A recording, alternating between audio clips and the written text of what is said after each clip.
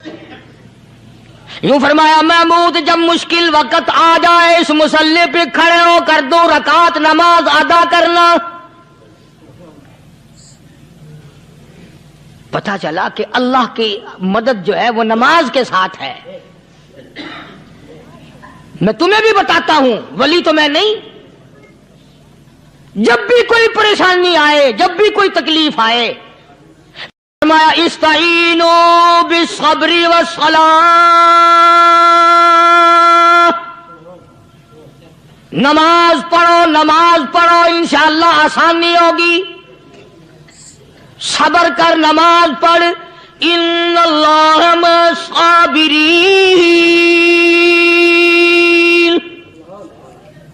اللہ پاک صبر کرنے والوں کا ساتھی ہے. صبر بھی کرتا جا، نماز بھی ادا کرتا جا. جس سے تیرا بگاڑ ہے یوں بھی سوچتا جا میری طرف سے کوئی ظلم نہ ہو جائے، میں مارا جاؤں گا. چھلا ساتھ لے کر چلا گیا اور اپنی فوج کو لے کر کے سومناتھ کے مندر پہ حملہ کر دیا. مسلمان فوج بڑا سفر کر کے آئی تھی، دور سے آئی تھی، تھکی ہوئی تھی، چور چور تھی. اتنے حالات نہ تھے، اتنے ہتھیار نہ تھے. 70 راجاؤں کی فوج کے مقابلے میں مسلمانوں کو شکست ہو گئی. محمود غزنوی کو خبر دی گئی بادشاہ شکست ہو گئی. محمود نے 2 رکعت نماز ادا کی. اور یہ بھی بتا دوں اللہ والوں کا اتنا ادب کیا محمود غزنوی نے کہ اس مصلی پہ کھڑے ہو کر نماز نہیں پڑھی، اس کو سر کے اوپر رکھ کے نماز پڑھی. مصلی اللہ والے کا سر پہ رکھ لیا اور نماز پڑھی خدا کے حضور میں. اور پھر سر سجدے میں رکھ دیا. او میرے پروردگار بے نیاز خالق و مالک، میں گناہگار سہی، میں سیاکار سہی، میں تیرا بندہ ہوں. او میرے مولا مقابلہ کفر سے ہے، حق پرستوں کی نہ کی تو نے گر دل جوئی نہیں. تانا دیں گے بت کے مسلم کا خدا کوئی نہیں.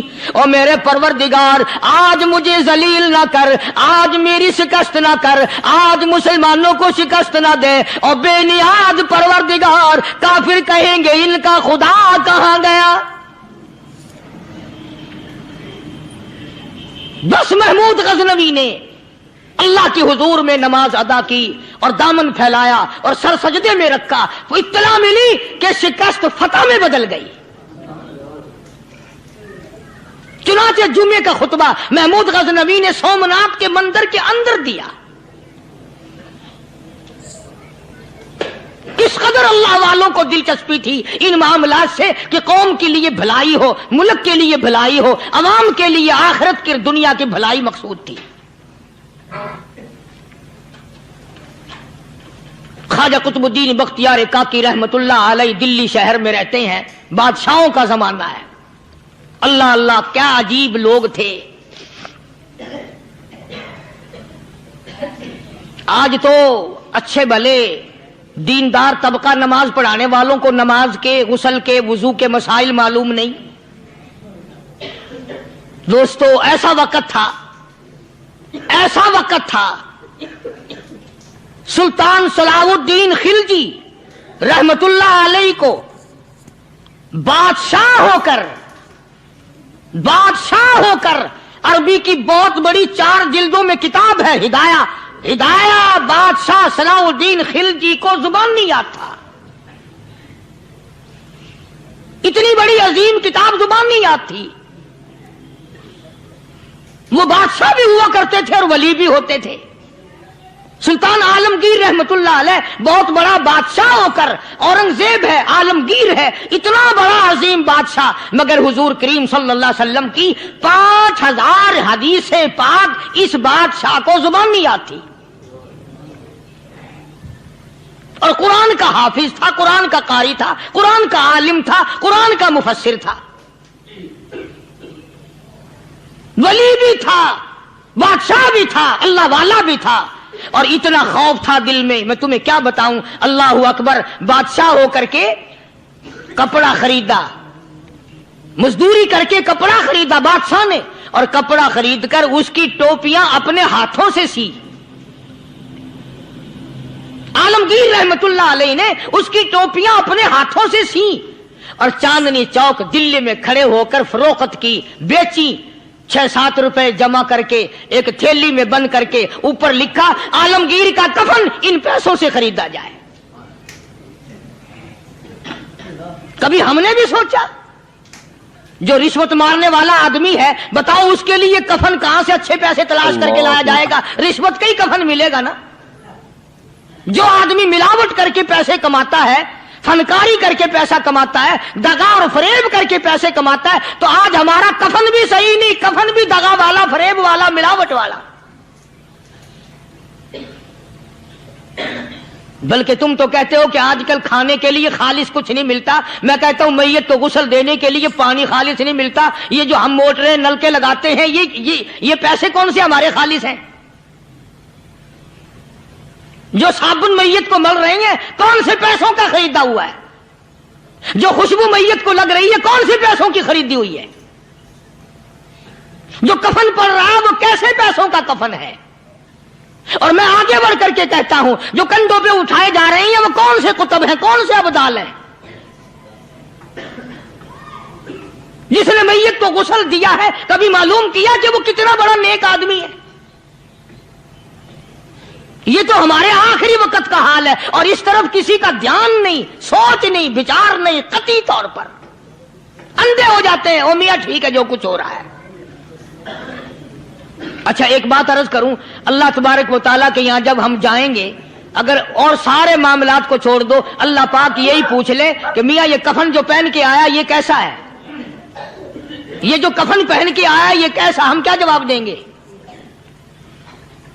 बादशाह आलमगीर रहमतुल्लाह अलैह ने थैली पे लिख करके बंद करके रख दिया, जब मेरा इंतकाल हो जाए, मेरी मौत आ जाए, जब मैं दुनिया से रुखसत हो जाऊं, जब मैं दुनिया से चला जाऊं, मेरा आखिरी लिबास जो मैंने साथ लेके जाना है, वो शादी के जोड़े दुनिया तैयार करती है, सफर के जोड़े दुनिया तैयार करती है, गैर मुल्कों में जाने के लिबास दुनिया तैयार करती है, इधर उधर जाने के लिए, तकरीबों में जाने के लिए जोड़े लिबास पोशाक दुनिया तैयार करती है। और मैं कहता हूं लोगों, कब्र की पोशाक हम कब तैयार करेंगे?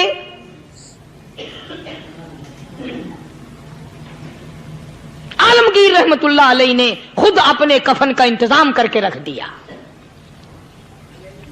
हमारे घरों में तो अगर कफन का जिक्र करो तो घर वाले भी मुंह बनाएंगे, छोड़ो तुमने कफन की बातें बनानी शुरू कर दी अभी से ही। और एक और अर्ज करूं, कफन भी मुकद्दर वालों को मिलता, कईयों को मिलता ही नहीं। कफन नहीं मिलता, कब्र नहीं मिलती, नमाज जनाजा नहीं मिलती, गुस्ल नसीब नहीं होता। मुकद्दरी सौदे हैं, ना ये दौलत से बात बनती है, और ना ये इख्तिदार से बात बनती है, और ना ये सरमाए से बात बनती है। ये तो तकदीरों के मसले हैं जो मालिक ने अपने हाथ में रखा है।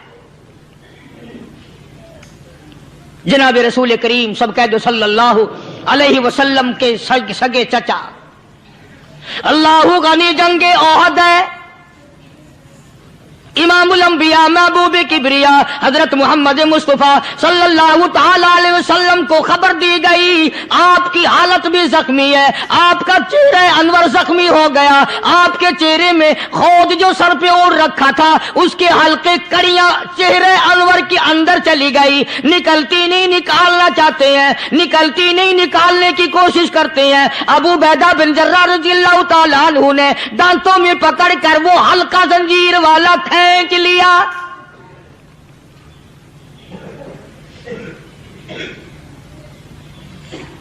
अल्लाहु गनी, उधर खून का फुवारा छूटा, खून का फुवारा छूटा। अल्लाह, अर्शे इलाही से आवाज आई, जिब्रील। पल झपकने के बराबर जिब्रील सारी दुनिया का निजाम तय कर सकता है।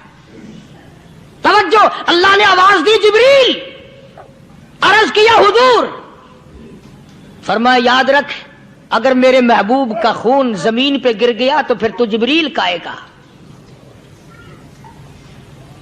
सिदरतुल मुंतहा से सेकंड तो बड़ी चीज होती है, पल झपकने से पहले जिब्रील ने आकर उस खून को संभाला है। इतनी अजमत है सरकार मदीना सल्लल्लाहु अलैहि वसल्लम की अल्लाह तबारक व तआला के यहां और हर पैगंबर की।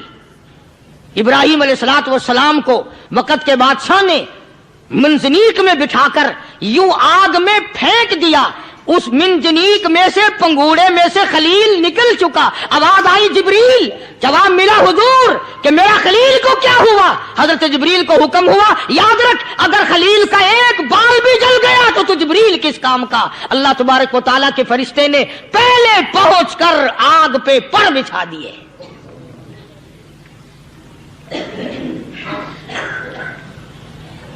यूसुफ अलैहिस्सलातु वस्सलाम को भाइयों ने कुएं में फेंका।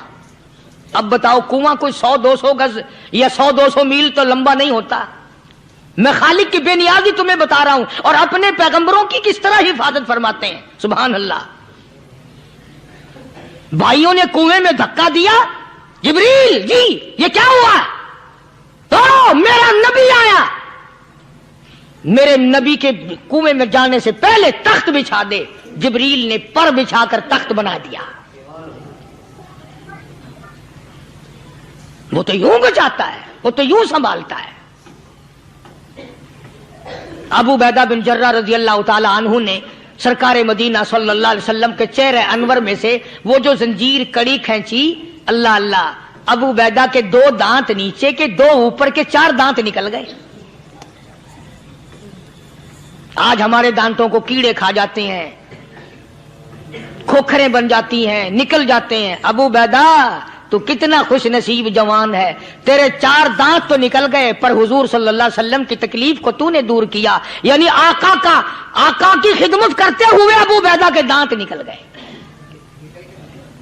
उधर अपनी तकलीफ है, इधर पता चला काली कमली वाले सल्लल्लाहु ताला अलैहि वसल्लम तेरे चाचा का हाल ठीक नहीं। सल्लल्लाहु अलैहि वसल्लम बड़ा सदमा पहुंचा, बड़ा रंज पहुंचा। एक बात करता हूं, तवज्जो करके लिख के ले जाओ, काम आएगी। बेटियों को बताओ, बहनों को बताओ।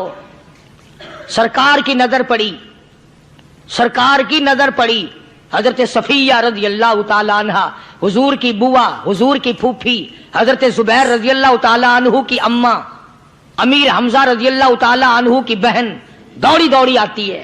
पता चला ना मदीने में कि भाई का हाल ठीक नहीं, शहीद कर दिया गया। औरत जात दौड़ी दौड़ी आई। हुजूर ने फरमाया, जुबैर कौन औरत है, जाके रोको, लाश का हाल ठीक नहीं, कपड़े फाड़ेगी, जजा फजा करेगी। मैंने सुना है लाश का हाल ठीक नहीं है।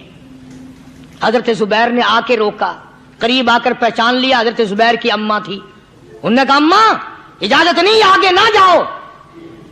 हजरत सफिया अरब की तकड़ी माई, मारा गुस्सा जुबैर को, ओ परे फेंक दिया। कहने लगी, हाथ एक तरफ, मैं अपने भाई को देखने ना जाऊं। जुबैर को तो मुक्का मार के परे फेंक दिया। और लोगों तवज्जो करो, गुलाम आप भी बनते हैं, गुलाम मैं भी बनता हूं। खुदा की कसम टाइम पे गुलामी का पता चलता है। फिर जुबैर कहने लगा, अम्मा हुजूर ने मना फरमाया, आगे ना जा, हुजूर ने मना फरमाया। खुदा की कसम जिम्मेदारी से कहता हूं, उलमा ने लिखा है हजरत सफिया ने जो पैर कदम आगे रखने के लिए उठाया हुआ था वो आगे नहीं रखा, पीछे हट के रखा है। मेरे नबी के फरमान के खिलाफ ना हो जाए, मेरे नबी के इरशाद के खिलाफ ना हो जाए। अगर खिलाफ हो गया तो मैं मारी जाऊंगी। और वहीं रुक गई, कहने लगी, और जुबैर बेटे जाओ, मेरे महबूब सरकार मदीना सल्लल्लाहु ताला अलैहि वसल्लम से जाके कहो मैंने लाश का हाल सुन लिया है, मुझे सब कुछ पता चल गया है। जाके कहो बेशक मैं औरत हूं लेकिन घबराऊंगी नहीं। जब से मैंने तेरा कलमा पढ़ा है मैंने सब्र करना भी सीख लिया है।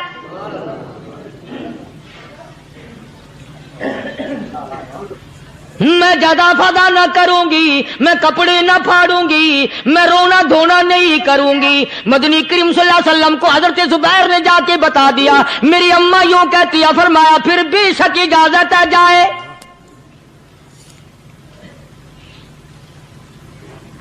आज की कोई माई होती इतना हाल देखकर भाई का ना जाने हार्ट फेल हो जाता।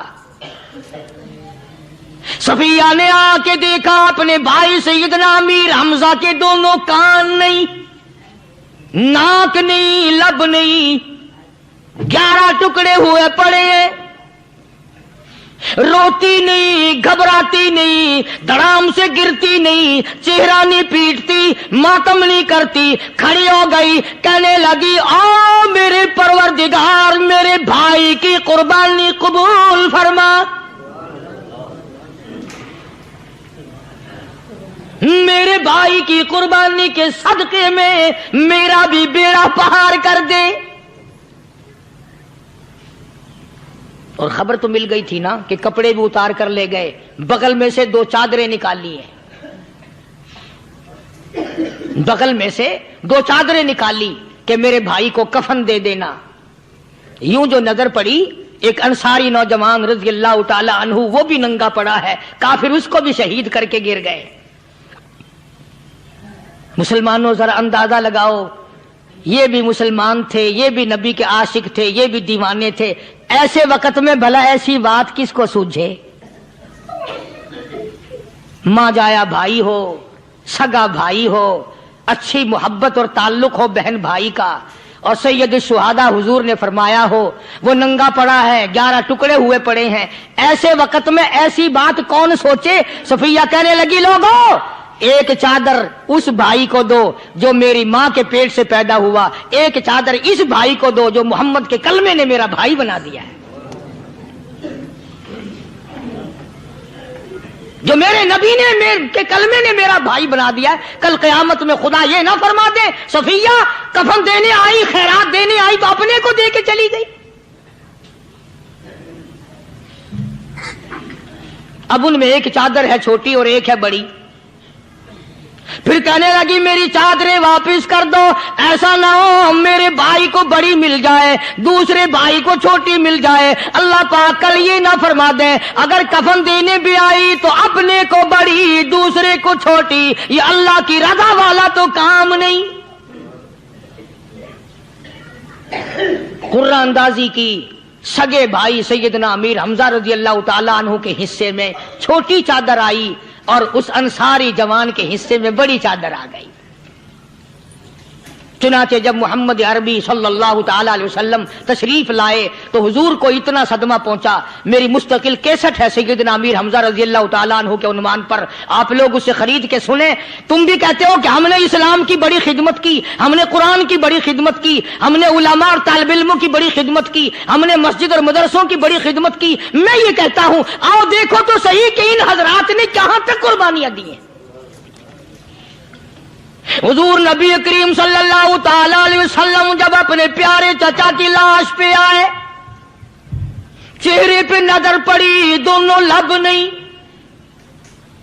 काली कमली वाले सल्लल्लाहु ताला अलैहि वसल्लम ने मुंह में झांक कर देखा तो जुबान नहीं, जरा नीचे को नजर की, पेट में जिगर और कलेजा नहीं, दोनों हाथ नहीं, दोनों कान नहीं। यह हाल देखकर हुजूर सल्लल्लाहु अलैहि वसल्लम को चक्कर आ गया, जमीन पे तशरीफ फरमा हो गए। और फिर बल्कि यहां तक लिखा है कि आपने यूं फरमाया ओ मेरे मालिक अगर सफिया माई मेरी बुआ फूफी यहां ना होती तो मैं ये टुकड़े भी ना उठाता। अगर तू यूं ही राजी है तो मैं भी यूं ही राजी हूं। और फिर जब उन टुकड़ों को जोड़ा गया तो सहाबा ने अर्ज किया या रसूलल्लाह सल्लल्लाहु ताला अलैहि वसल्लम, अमीर हमजा कद्दावर आदमी था, लंबा तकड़ा बहादुर आदमी था। हालत यह है चादर छोटी है भी एक ही, अगर सर ढांपते हैं तो पैर खुल जाते हैं, पैर ढांपते हैं तो सर खुल जाता है। हुजूर ने फरमाया सर को छुपा दो, पैरों पे मेरे चाचा के दरख्तों के पत्ते डाल दो। मैं ये अर्ज कर रहा था कि अल्लाह वाले हर वक्त में आदमी की इस्लाह की कोशिश करते हैं, उसे बनाने की कोशिश करते हैं, उसे समझाने की कोशिश करते हैं। अल्लाह तबारक व तआला हर मुसलमान को तौफीक दे कि वो अपनी जिंदगी भर अल्लाह वालों की खिदमत में जाने आने की, कुरान की खिदमत की हर वक्त प्रोग्राम बनाए, नीयत खैर रखे। क्यों? इसलिए इसी को कहता है कि लिए फिरती है बुलबुल चोंच में गुल, लिए फिरती है बुलबुल चोंच में गुल और ढूंढती کرتی ہے شہید ناز کی تربت کہاں ہے، تلاش کرتے ہیں جانور پرندے کہاں پر اللہ کی رحمت برس رہی ہے۔ تو ہمیں بھی اللہ کی رحمت کا طالب ہونا چاہیے، اللہ کی رحمت کا متلاشی ہونا چاہیے۔ اللہ پاک مجھ پہ اور آپ سب پر، ساری امت پر اپنا کرم فرمائے۔ آسمانی کتابیں نازل فرمائی، اسی کو لوگ زیادہ چمکاتے ہیں۔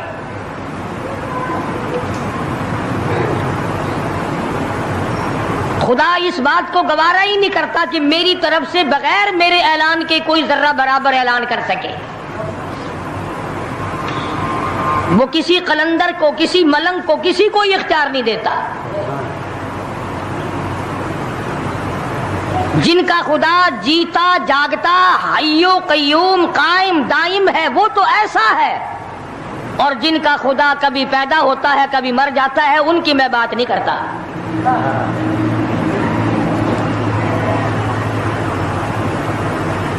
پروردگار عالم نے ایک طریقے کا سوال کر دیا، اگر تم میرے معاملات میں شریک کار بنتے ہو تو آؤ پھر ایک ناخون بنا کے دکھاؤ،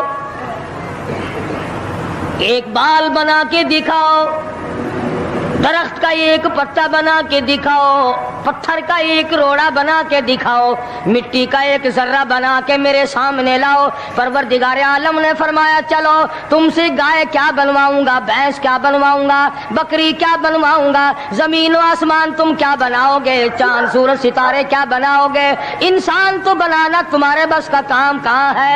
لَن يَخْلُقُوا ذُبَابًا، تم مجھے مکھی کا ایک پر بنا کے تو دکھاؤ۔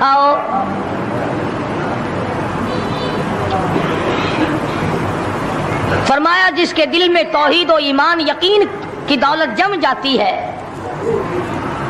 وہ لوگ تو دنیا ہی میں ایمان کا مزہ چکھتے رہتے ہیں، ایمان کی لذت آتی ہے۔ صحابہ اکرام رضوان اللہ تعالی علیہ مجمعین کی جماعت نے دنیائی میں جنت کو دیکھا، جنت کی خوشبو سونگھی، کسی کو جنت کی ہوا لگی، کسی نے جنت کا نقشہ دیکھا، کسی کو جنت کا نظارہ کرا دیا گیا دنیائی میں۔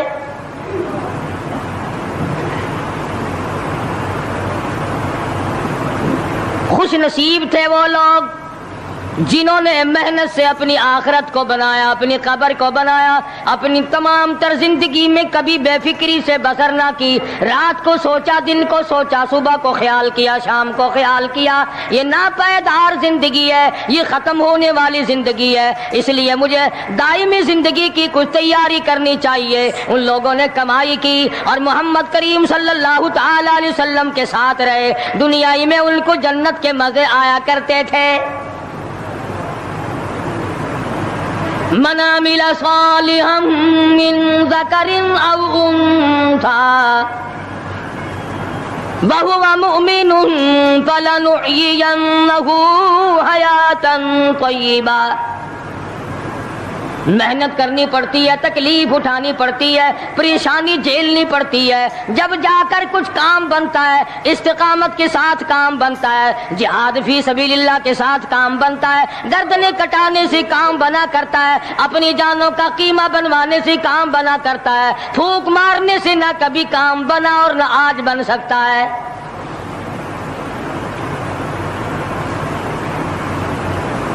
علماء کرام میں بے شمار لوگ اس قسم کے آئے جو استقامت کا پہاڑ ثابت ہوئے۔ ان میں سے بعض نے یہ لکھا ہے کہ بعض مرتبہ کھانے میں ایسا مزہ آتا تھا جیسے جنت کے کھانے کا مزہ آتا ہے۔ شاہ عبد الرحیم صاحب رائے پوری رحمہ اللہ، خدام نے عرض کیا حضرت پورا مہینہ گزر جاتا ہے رمضان المبارک کا، کچھ دو چار نوالے، دو چار لقمے کھا تو لیا کرو۔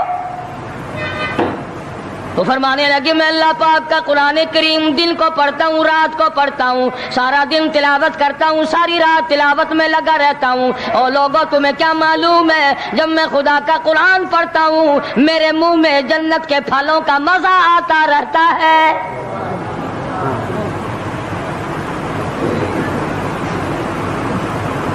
صحابی ہے مدنی کریم صلی اللہ تعالی علیہ وسلم کا، احد پہاڑ کی طرف جا رہا ہے، ایک دوسرا صحابی سامان لے کے لینے کے لیے واپس آ رہا ہے، وہ جانے والا پوچھتا ہے کدھر چلا؟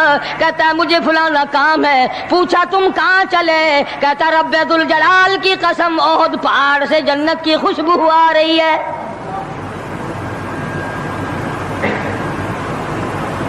پہاڑ تھے یہ لوگ، ارادے کے استقامت اس قدر مضبوط تھی، دنیا کی کوئی طاقت ان لوگوں کو نہیں ہلا سکی۔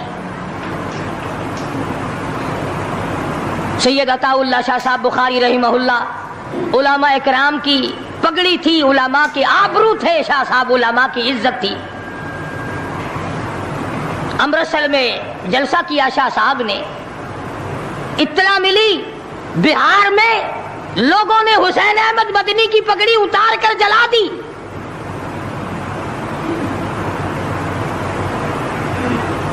بخاری نے جلسہ کیا، لوگوں نے جستجوانہ نگاہوں سے دیکھا کہ آج بخاری سٹیج پہ ننگے سر کیوں آیا؟ فرمایا ہاں جو کچھ نگاہوں سے پوچھ رہے ہو سمجھ گیا ہوں، تم یہی کہتے ہو نا کہ میں ننگے سر کیوں آیا ہو؟ جب حسین احمد کی پگڑی تم نے اتار دی، بخاری اوڑھ کر آنے والا کون ہوتا ہے؟ آج تک دیکھو ان بہاریوں کو، تم کہاں کہاں یہ دھکے کھاتے پھرتے ہیں۔ مولانا حسین احمد مدنی رحمت اللہ علیہ کی پگڑی اتاری، پیروں کے نیچے بلی اور جلا دی، داڑھی میں شراب پھینکی، بے عزتی کی، پتھر مارے۔ جو سب سے آگے تھا صبح کو تالاب میں نہانے گیا، پیر اوپر ہے سر نیچے ہے، لوگ کہنے لگے بلے بلے اتنا لمبا سانس، بہت دیر ہو گئی۔ جب آدھا دن گزرا، لوگوں نے جا کے دیکھا حضرت دنیا سے تشریف لے جا چکے تھے، وہ مر چکا تھا، پاؤں اوپر سر پانی میں ڈوب کے مر گیا۔ اس طرح سے غرق کیا خداوند عالم نے، کیا میرے ولی کی توہین کرنے والوں تم بچ کے نہیں جا سکتے۔ لیکن محبوب جہاں رہتا ہو اس کی ہر چیز سے پیار ہوتا ہے۔ یہ مثال دینی تو نہیں چاہیے، ویسے سمجھانے کے لیے کہتا ہوں۔ مجنو کو ایک اونٹ والا آدمی مل گیا، اس نے مجنو نے پوچھا کہ تو کہاں چلا ہے؟ تو مشہور تو تھا ہی، لوگ جانتے تھے کہ یہ مجنون نے کہا لیلا کے شہر چلاؤں کہ میرا سلام کہیو بہت بہت، کہ اچھی بات۔ آدھا میل وہ اونٹ والا چلا، پھر دوڑ کے بھاگ کے اسے رلا، کہنے لگا میرا پیغام یاد ہے؟ کہ ہاں یاد ہے، کہ زور زور سے سلام کہنا۔ آدھا میل، ایک میل پھر چلا وہ اونٹ والا، پھر دوڑ کے مل گیا، حتیٰ کہ اس شہر میں ہی پہنچ گیا جہاں اس نے جانا تھا۔ اونٹ والا کہنے لگا رے میرا سر کھاتے کھاتے تو نے یہ وقت کر دیا، تو خود ہی جا کے سلام کہہ لے، اب تو شہر وہی آ گیا، میں کیا کہوں گا۔ تو جب شہر کے اس علاقے میں گیا جہاں لیلا رہتی تھی، تو گلی سے کتا نکلا، مجنو نے بیٹھ کے کتے کے پاؤں چومنے شروع کر دیے۔ لوگ کہنے لگے پاگل ہے، گدھا ہے، دیوانہ ہے۔ مولانا روم فرماتے ہیں، کہنے لگا پائے سگ بوسیدہ مجنو خلقش گفتہ اینچ بہود، پائے سگ بوسیدہ مجنو خلقش گفتہ اینچ بہود، گفت مجنو گاہے گاہے کوئے لیلا رفتہ بہود۔ لوگوں نے کہا پاگل، کتے کے پاؤں چوم رہا ہے، تیری عقل ماری گئی۔ مجنو کہنے لگا پہلے اپنی آنکھوں کا تو علاج کرو، تمہیں کتا تو نظر آتا ہے، یہ نظر نہیں آتا، یہ آیا کس کی گلی سے ہے، نکلا کس کی گلی میں سے ہے۔ جب دل میں کوئی بات سما جائے پھر یہی حال بنا کرتا ہے۔ جنگل میں بیٹھا ہوا مجنو یوں انگلی سے لکیریں نکال رہا تھا، کچھ لکھ رہا تھا اور دیکھ رہا تھا۔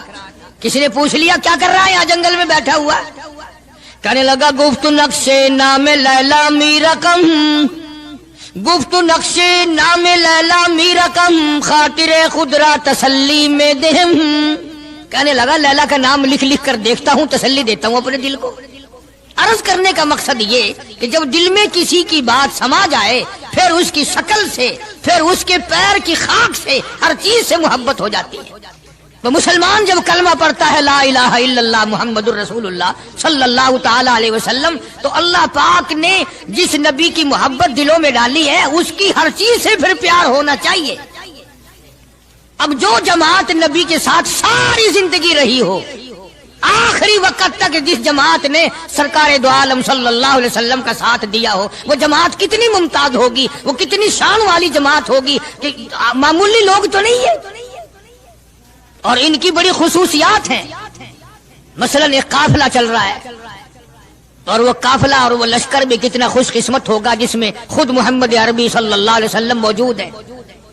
پانی ختم ہو گیا، گرمی تھی، شدت کی بڑی تکلیف ہوئی لوگوں کو بھی جانوروں کو بھی، تو صحابہ کرام نے مشورہ کیا اور اکٹھے ہو کر کے سرکار دو عالم صلی اللہ علیہ وسلم کے دربار عالیہ میں آئے کہ جی پانی نہیں ہے، جانوروں کو بڑی تکلیف ہے اور آدمیوں کو بڑی پیاس ہے، بڑی تکلیف ہے، آپ اللہ پاک سے دعا فرمائیں۔ جناب سرکار مدینہ صلی اللہ علیہ وسلم نے دعا فرمائی۔ آواز آئی میرے محبوب موسیٰ علیہ السلام نے بھی پانی مانگا تھا، میں نے ان کو پانی دیا۔ اس طریقے سے قرآن کہتا اضرب بعصاک الحجر، لکڑی پتھر میں مارو، انہوں نے پتھر میں آسا مارا، ہم نے فانفجرت من حسنتا عشرۃ عینا، ہم نے 12 چشمے جاری کر دیے تھے۔ موسیٰ علیہ السلام نے لکڑی ماری۔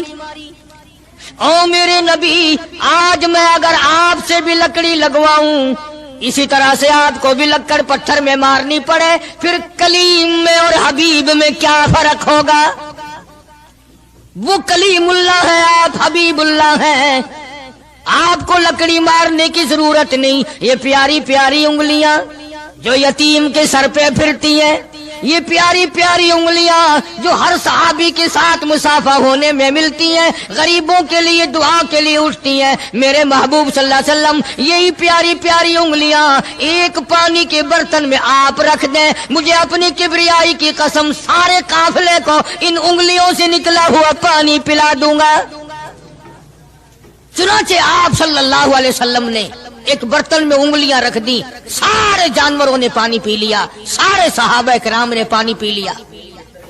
اب میں نے عرض کر دیا ایک واقعہ اور آپ نے سن لیا، لیکن طے کو آپ نہیں پہنچے، اصل تو میں بھی نہیں پہنچ سکتا، میرا ادراک اتنا کہاں کہ پیغمبر کی باتوں کو میں 100% سمجھ سکوں، نہیں سمجھے؟ ارے پانی اور چیز ہے، دنیا سوڈے پیتی ہے، شربت پیتی ہے، جوس پیتے ہیں، طرح طرح کی چائے پیتے ہیں، دودھ پیتے ہیں، طرح طرح کے ملکوں کا پانی پیتے ہیں، سب جگہ ہر چیز پی ہوگی، ہزاروں مشروبات پیے ہوں گے، ہزاروں شربت پیے ہوں گے، ہزاروں قسم کے سکیش پیے ہوں گے، پر خدا کی قسم ابو بکر اور بلال اس جماعت کے جوان ہیں جنہوں نے حضور کی انگلیوں سے نکلا ہوا پانی پیا۔ یہ سعادت ہر ایک کو کیسے مل سکتی ہے؟ انہی لوگوں کو اللہ تبارک و تعالیٰ نے یہ مقام بخشا تھا کہ خداوند عالم نے ان کو اتنی بڑی عظمت عطا فرمائی۔ اور میں تو یہ کہا کرتا ہوں کہ صحابہ کرام کی نمازوں کو بھی ایک طرف رکھو، روزوں کو بھی ایک طرف رکھو، جہاد کو ایک طرف رکھو، ان کی فاقہ اور ان کا پیاسا مرنا اللہ کے راہ میں، ان ساری چیزوں کو ایک طرف رکھو۔ یہ بات ان کی کوئی کمی ہے کہ آنکھ بلال کی ہو اور امام الانبیاء کا چہرہ انور ہو؟ ہم تو ان لوگوں میں سے ہیں۔ ہمارے یہاں دارالعلوم دیوبند میں خزانے میں ایک چیز محفوظ ہے، 150 سال سے، 150-200 سال سے ایک چیز موجود ہے۔ سال بھر میں کبھی خاص موقع پر اس کا دیدار کرایا جاتا ہے، زیارت کرائی جاتی ہے۔ یہ میں صفائی نہیں دے رہا، کئی لوگ کہتے ہوں گے جی دیوبندیوں کی صفائی دیتا ہے، بلکہ میں اپنا عقیدہ اور اپنے بزرگوں کا پروگرام بتاتا ہوں کہ ایسے تھے لوگ۔ دارالعلوم دیوبند کے خزانے میں ایک رومال ہے، وہ رومال وہ ہے جس رومال میں تقریباً 200 برس محمد عربی صلی اللہ علیہ وسلم کا استعمال کردہ پہنا ہوا جبہ مبارک لپٹا رہا، یعنی یہ رومال حضور صلی اللہ علیہ وسلم کا استعمال کردہ نہیں، آپ ان کے ہاتھ نے، آپ کے چہرے انور نے یا آپ کے بدن مبارک کے کسی حصے نے اس رومال کو استعمال نہیں کیا، اور نہ کوئی غلط بیانی ہوئی، بلکہ یہ ثابت ہے کہ اس رومال میں حضور صلی اللہ علیہ وسلم کا جبہ مبارک جو تھا وہ 200 برس تک لپٹا رہا۔ حضرت مولانا محمد قاسم صاحب نانوتوی رحمت اللہ علیہ نے اس رومال کو سونے کی ڈبیا میں رکھا ہوا ہے، اور اس رومال کی سارے اللہ والے زیارت کرتے ہیں کہ یہ سرکار مدینہ صلی اللہ علیہ وسلم کے کپڑے کو لگا ہے، خود آپ کے جسم کو بھی نہیں۔ آپ کے کپڑے کو لگا ہے. جو لوگ حضور کے کپڑے کو لگے ہوئے کپڑے کی بھی عزت کرتے ہو ان کے اندر حضور کی محبت کتنی ہوگی. وہ سونے کی ڈبیا میں موجود ہے اور کبھی کبھی اس کا خاص موقع پر اہتمام کے ساتھ اس کی زیارت کرائی جاتی ہے. نام پتہ بتانے کی مجھے اجازت نہیں ہے. یہاں پاکستان میں ایک جگہ ہے, وہاں پر حضور کریم صلی اللہ علیہ وسلم کی ریش مبارک, آپ کی داڑھی مبارک کا ایک بال سونے کی ڈبیا کے اندر اور ڈبیا اور پھر اس میں بڑا کچھ عطر وغیرہ اس میں وہ سنبھال کے رکھا ہوا ہے, اور ایک بال مبارک میں سے 2-3 شاخیں اور نکلی ہوئی ہیں. میں یہ عرض کر رہا تھا کہ جو لوگ آپ کے نالین مبارک کی بھی عزت کرتے ہوں ان کے خود اپنے دلوں میں کتنی محبت اور عظمت ہوگی. حدیث پاک کی ایک کتاب ہے جامع ترمذی, عربی مدارس میں پڑھائی جاتی ہے. اس کتاب میں سرکار مدینہ صلی اللہ علیہ وسلم کا حلیہ نقشہ موجود ہے. تمہارے دل میں تو کبھی یہ محبت بھی نہ اٹھی کہ کم سے کم ہم کبھی کتابوں میں حالات میں سنے تو صحیح آپ کی شکل مبارک کس طرح کی تھی, رنگ مبارک کیسا تھا, انگلیاں مبارک کیسی تھی, چہرہ انور کیسا تھا. کتابوں میں سب کچھ موجود ہے. تم عادی بن گئے دوڑے سننے کے, غلط باتیں سننے کے, اصل بات رہی گئی. تو میں بتانا یہ چاہتا ہوں کہ جامع ترمذی کتاب جو ہے حدیث پاک کی, اس میں آپ صلی اللہ علیہ وسلم کی چپل مبارک کا نقشہ ہے, آپ کی نالین مبارک کا نقشہ ہے, یعنی سرکار دو عالم صلی اللہ علیہ وسلم کی جوتی مبارک کا نقشہ ہے.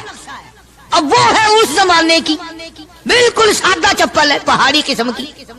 تو میرے بزرگوں کا اور میرے اکابر کا, علماء دیوبند کا یہ عقیدہ ہے کہ اگر کوئی آنکھوں سے وہ نقشہ دیکھ لے, توجہ کرنا, اور دل میں یہ خیال لائے ہیں یہ بھی کوئی جتی ہے, باٹا والے اتنی اچھی بناتے ہیں, سروس والوں کی اتنی چپلیں اچھی ہیں, فلانے ملک کی اتنی اچھی ہیں, امریکہ میں یوں بنتی ہیں, ہمارے یہاں کمپنیاں یوں بناتی ہے, یہ تو کوئی خاص چپل نہیں. ہمارے بزرگوں نے لکھا ہے جس کے دل میں اتنی سی بات آئی ایمان چلا گیا. ایمان نہیں رہے گا, اس لیے کہ اس ذات کی نالین مبارک کی عزت بھی فرض ہے.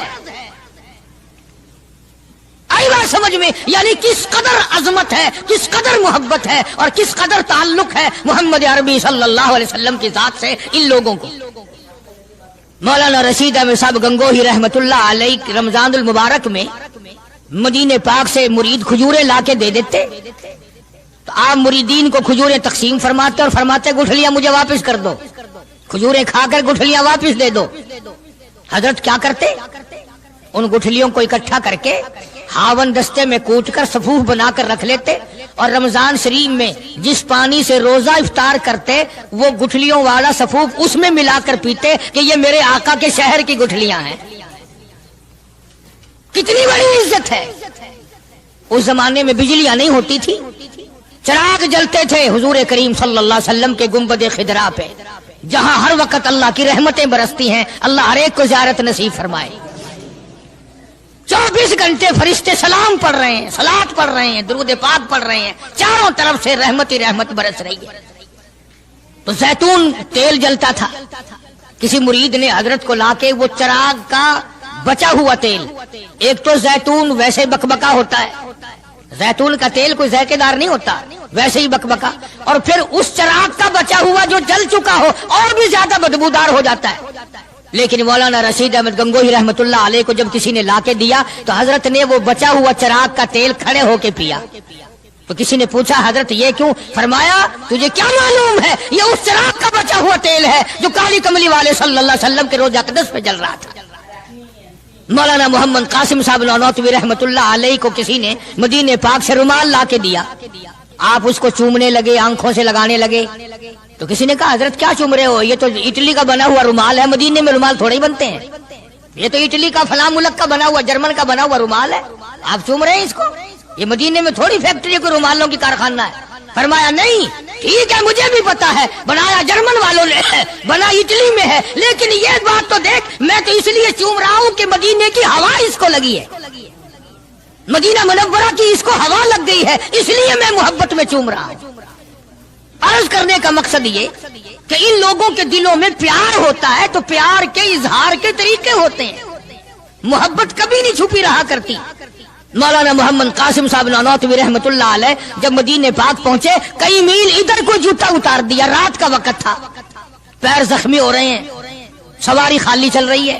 کسی نے عرض کیا حضرت سواری پہ سوار ہو جاؤ، پاؤں زخمی ہو رہے ہیں. فرمایا مدینہ میرے آقا کا شہر ہے، سواری پہ چڑھ کر داخل ہوتے ہوئے مدینے پاک میں شرم آتی ہے.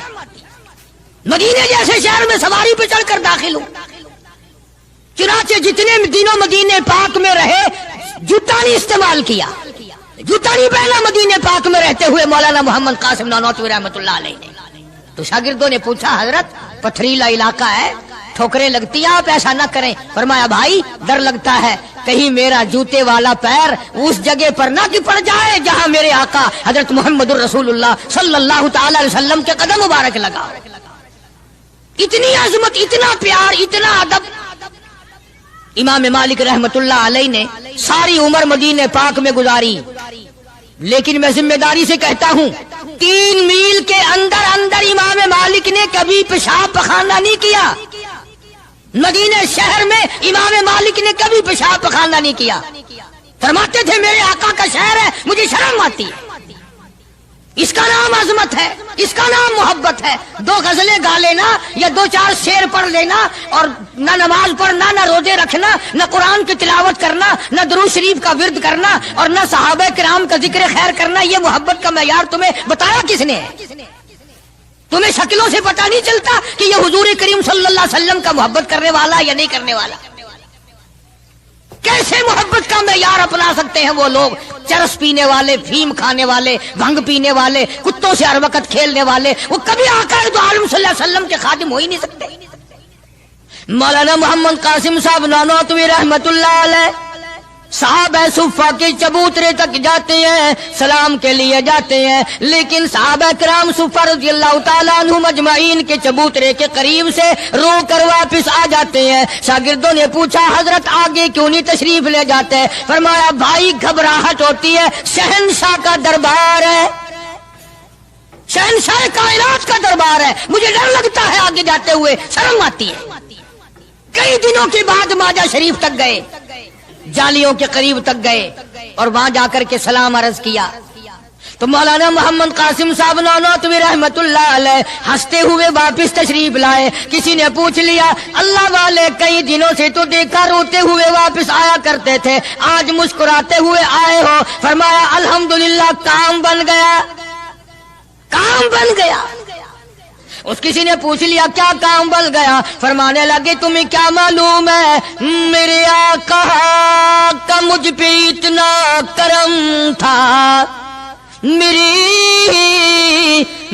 آقا کا مجھ پہ اتنا کرم تھا، بھر دیا میرا دامن پھیلانے سے پہلے، میرے آقا کا مجھ پہ اتنا کرم تھا، نشہ رنگ لایا پلانے سے پہلے، اور بھر دیا میرا دامن پھیلانے سے پہلے، مجھے کالی کملی والے صلی اللہ علیہ وسلم نے دودھ پلا دیا، علم حدیث پلا دیا.